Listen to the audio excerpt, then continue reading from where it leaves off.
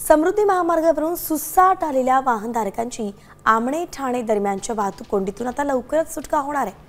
त्यासाठी आमणे साकेत दरम्यान 6000 कोटी रुपये खर्चून सुमारे 29 किलोमीटर लांबीचा उन्नत मार्ग बांधला जाणार आहे। म्हणून सदरचे प्रकल्प पूर्ण झाल्यानंतर समृद्धीवरून आलेल्या वाहनधारकांना वाहतूक कोंडीशिवाय मुंबईत पोहोचता येईल।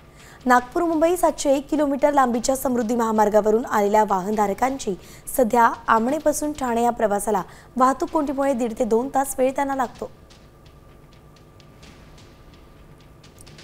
साकेत ते आनंदनगर उन्नत मार्गामुळे मुंबईतील वाहतुकीला गती मिळणार आहे।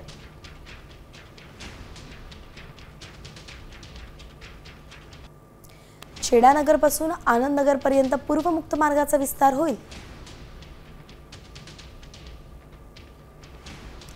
तर प्रकल्प मुंबईच्या पूर्व उपनगरांना जोडणी सुधारण्यासाठी महत्त्वाचा आहे। उन्नत मार्ग आणि मुक्त मार्गाचा विस्तार अशा 2 भागांचा समावेश यात असेल। घाटकोपर आणि साकेत भागातील प्रवाशांचा वेळ यामुळे वाचेल।